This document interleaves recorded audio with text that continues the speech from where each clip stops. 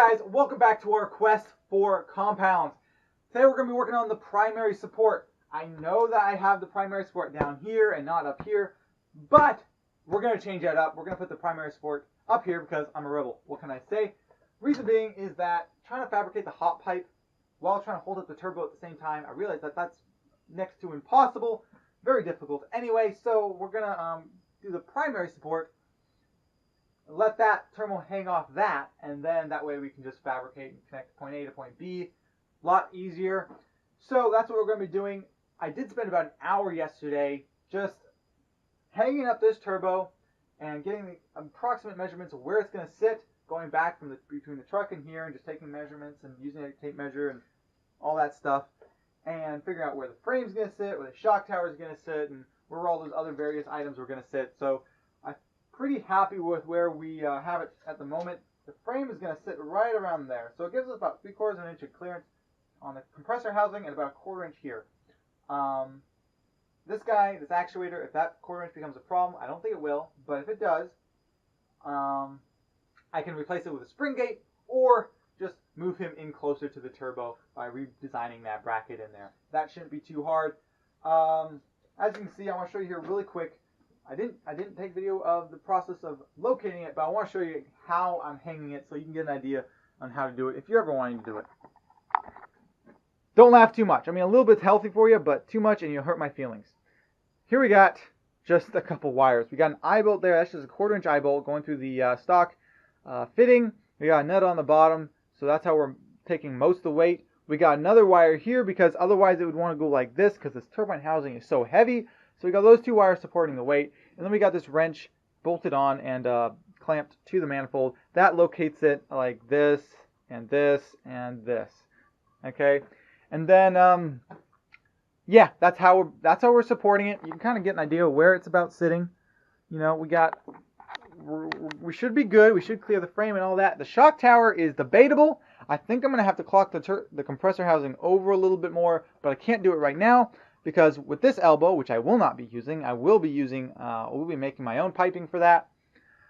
I can't clock it over enough with this guy, but I might be able to do it with my own piping. I don't know. Worst case, well, frankly, actually, I plan on doing this anyway, either making a new bracket or doing something else to get rid of this. So it's a lot lower profile when I'm done with it, and so that way I can clock this over further. Frankly, I don't really like the look of I know this is dumb, okay? A lot of people have used the stock turbine housing and actuator setup. Good on them. I just think it looks dumb. It's just completely out of proportion. You got this massive turbo, massive piping. I mean, not a small turbo, and then you got this itty-bitty actuator. I think if the proportions aren't there, I think the main thing is that you got this big stinking mount for the actuator, but the actuator itself is so puny. So I have an idea there on how we're going to fix that, how we're going to fix that little problem with the proportions and cosmetics and whatever. I think it's going to be pretty cool. I've not quite finalized on it, but once I do, we'll be making a video, and that will be in the video. I can't wait to see that. I think it's going to fit right in with our the whole build. I think it's going to look really cool. So I'm really excited about that. Enough with the talking. Let's get to fabricating that primary support. That's what they all say. Okay, so the design for the primary support is going to be simple. We're going to hang it off the two bolts here. So it's gonna be just like a little plate that sits on these two bolts here. It's going to come down, and it's going to meet up with a plate that gets bolted to the two drain bolts here, and that plate will either be threaded or have a bung on him, or not a bung, but a piece of pipe as a nipple that's going to be welded on, and then it'll go to our drain, whether it's over here or down there. So that's about what we're looking at. Let's get started.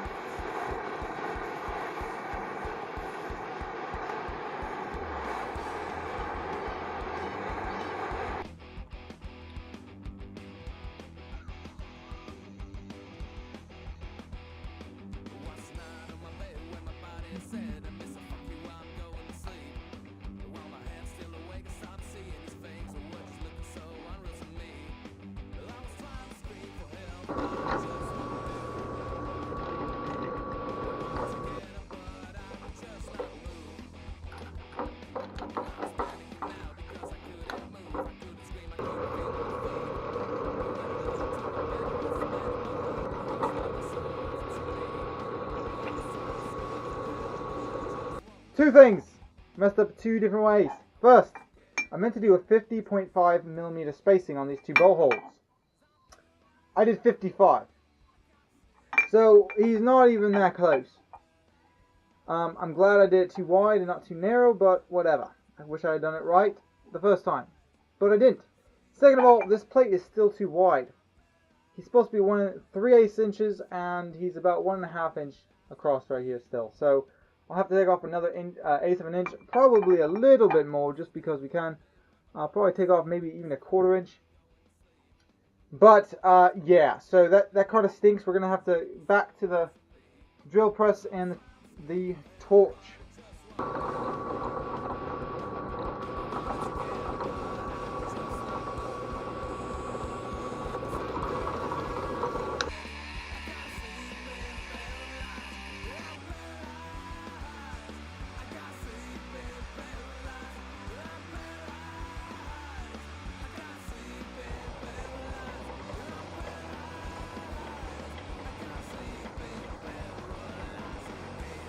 Moment of truth. Here we go. Yeah, that's gonna work. I think it'll work. We got get the bolts started. See what they look like. That one starts,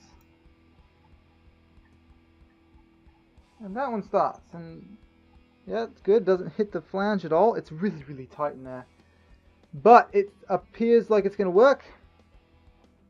So there. Yeah, we can now weld something to there when we want to. I'm not going to do that yet, but we'll do that when it comes time to figure out what the drains are going to do. Now, we just got to mount this guy on the turbo on the engine. Well, chicken dinner. Trying to get you guys a good angle is proving a little bit tricky, but you can kind of see what we're working with. We're going to be mounting to the top two manifold bolts up here, or not the top ones, but actually the ones on the bottom of the manifold, the from cylinders number 4 and 5, and then we're going to make like a triangular little piece of steel that bolts to those, and then it comes down and gets welded to this guy here. So this is that little 1/2 inch plate that we made. As you can see, I don't want to bump it too much because I don't want to mess with it too much. But we're measuring from the top of there to right there, and we're getting about 7 3/4 inches. So we're going to need a 7 3/4 inch piece of steel that will bolt up to the two manifold bolts. So that's 6 inches across on the top and 7 3/4 inches down. But we still have to figure out where exactly that plate is going to tie in at. So we're going to use an old ancient Indian trick, and that is cardboard. That's what we're looking for there. So now we just mark the edges on our sheet. So he's so close to it.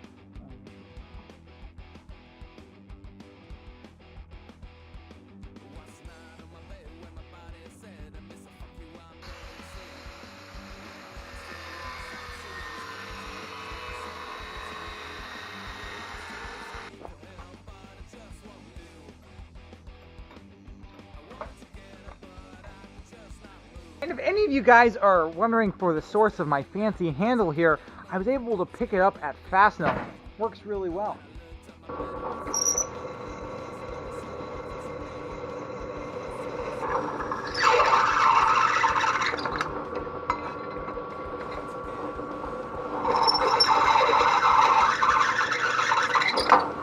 Okay, so we gotta grind it out more on the top. Aye, aye, Captain.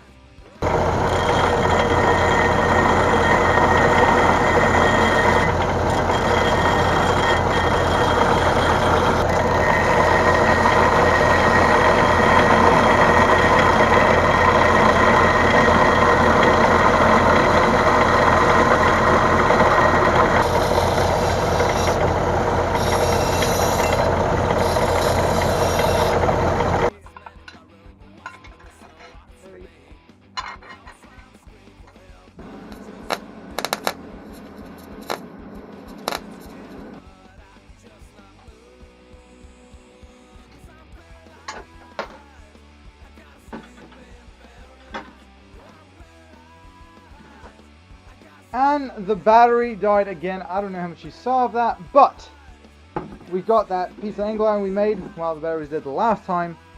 Welded on. Just a couple tack welds. We got the weld up here. Doesn't look like anything special. We got the weld over here.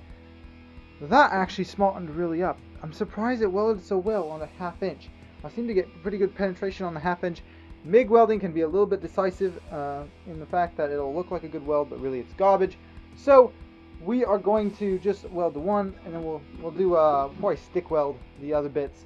But that is good enough for now, at least to be able to do most of the mock-up.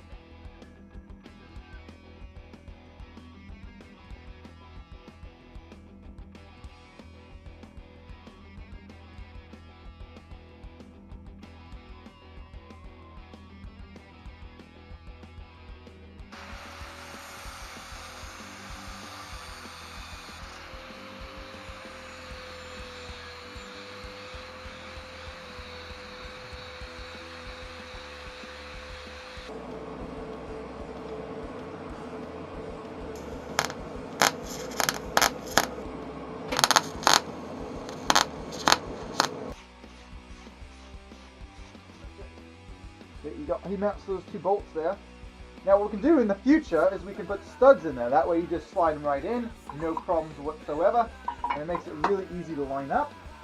But for now, we're just going to use some bolts.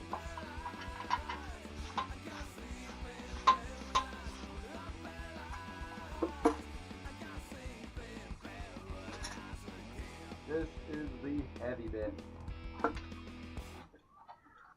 Well, I think that pretty much sums up our primary mount build. I'm really happy with it. I think it turned out pretty good. Like I say, there's still some modifications we need to do to it, but I'm not going to do it yet, because if I end up having to move it around or change it up slightly, reposition it just the slightest, I don't want to have to grind off welds I don't need to, and I'd rather not have cut off steel I shouldn't have. So we're going to leave it as is until we know that's where it's going to sit, which is going to be after all the plumbing is made up. So yeah, it's going to be a couple weeks before that happens. Next thing we're going to be working on is making or buying the various flanges. We need a T6 flange, we need a 5-volt flange, and we need a V-band flange. Then we can start working on the piping, which I'm kind of excited about, because that's when it's really just going to take shape. So that'll be next. If you guys have any questions, comments, or suggestions, let me know. Also, stay tuned if you like watching monkey do's and monkey don'ts. So take care and keep wrenching.